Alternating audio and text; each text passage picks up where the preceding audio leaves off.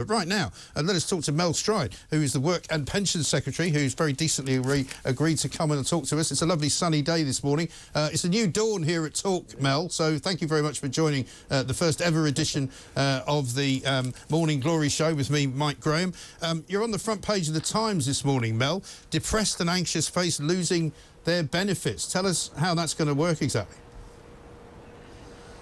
Well, good morning, Mike, and congratulations for the new show, and I hope that it goes well. Look, we have a benefit called PIP, which is to provide financial assistance for disabled people with the additional costs of their disability. It hasn't been reviewed for over a decade now, and we know that the world has moved on a great deal over those 10 years plus, including the prevalence of mental health conditions having risen. So what I'm consulting on today, it'll take 12 weeks to complete the consultation, is really the fundamental question of could we be doing things better than we're doing at the moment. We know in other countries around the world that they do things differently. We currently provide fixed amounts of benefit to people on a monthly basis. There are countries such as New Zealand, for example, who require receipts and they pay out on those receipts for the additional costs. There are countries like Norway that don't have assessments as part of their process.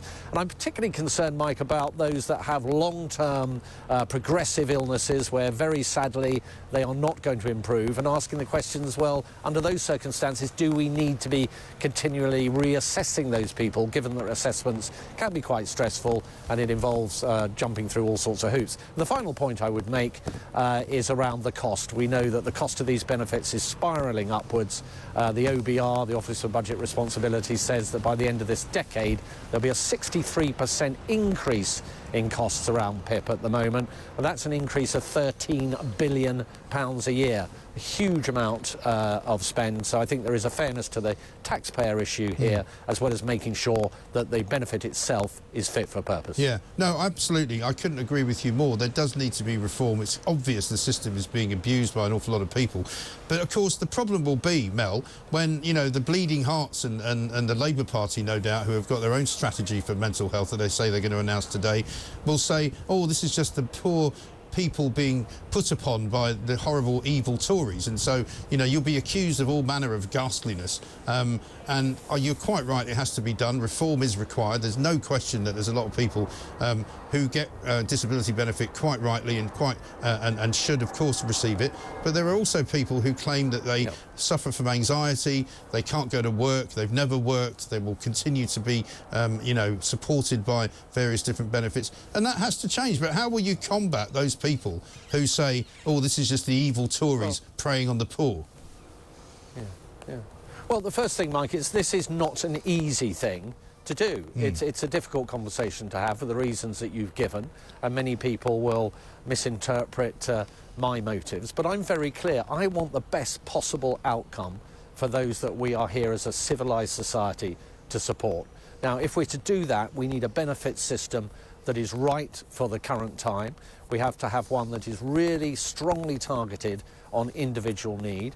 We need to question, I think, whether transferring cash to people is the answer, or whether we might, in some circumstances, consider providing support, maybe alongside some cash, who knows. But these are open questions. But as to the Labour Party that you mentioned, Mike, at the moment they're not saying anything at all. I mean, I brought in fundamental reforms around the work capability assessments, which means 400,000 fewer people going on to those long-term benefits, having the opportunity now to be helped by us into the world of work rather than being on benefits. The Labour Party's had nothing to say about it. They can't tell us whether they're in favour of it or against it. They are ducking the issue. I'm not going to duck the issue. This is too important for the lives of millions of people and for the taxpayer, and it's a discussion we need to have. Yeah, well, they've told us that basically they're going to prioritise mental health support. They're going to hire more people. They're going to put mental health support into every school. They're going to open up hubs in every community. I mean, potentially, without wishing to sound like an evil Tory, that's going to probably create more people who want more benefits, who want more support and more help, isn't it?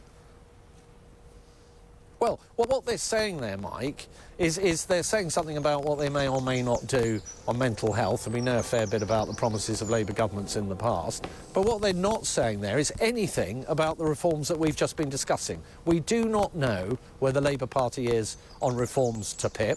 We do not know where the Labour Party is on the greater conditionality that we're bringing in to ensure that people really work hard at finding a job. We don't know where they are on the work capability assessment reforms that I've already brought in and set in train. They are just running away from this issue, whereas I think we need to step forward and have this grown-up adult conversation about it, because these issues are too important to duck.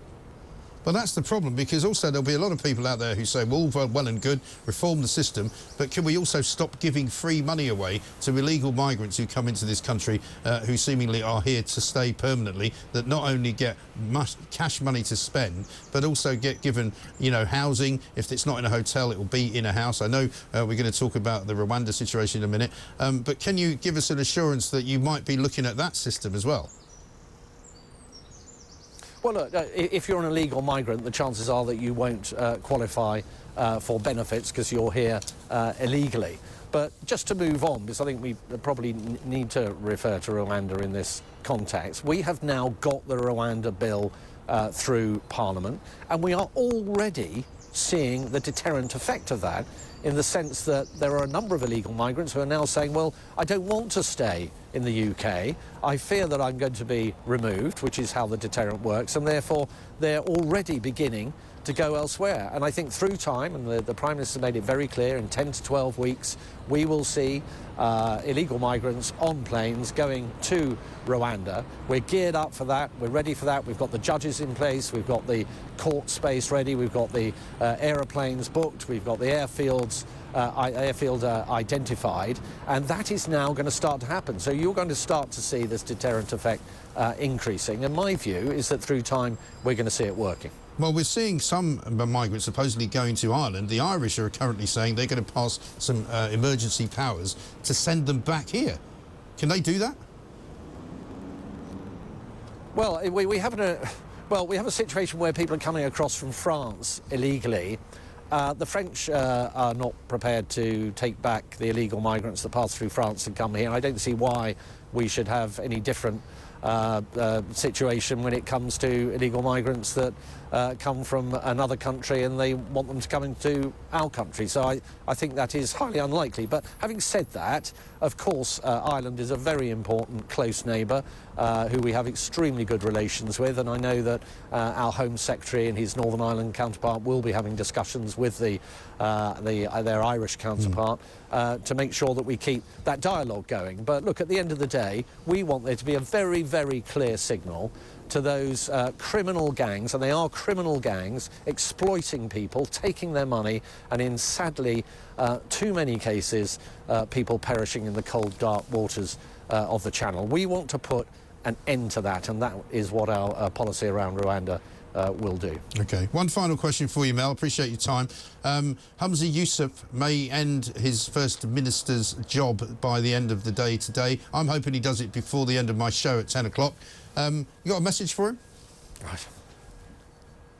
Well, I'd say a message for the SNPs. Look, it's a matter for them as to who they have as a leader. It's for them to sort out. It is a complete mess. And one of the problems that the SNP has really encountered is the fact that it's focused far too much on these constitutional issues and independence, and we've had a referendum on that already, and we know the result. They should have spent more time, you know, looking after the issues that matter to the Scottish people, like education and health and other areas where they are actually lagging the achievements and the progress that we've made in the rest of the United Kingdom. Absolutely. Good to talk to you, Mel Stride. Thank you very much indeed.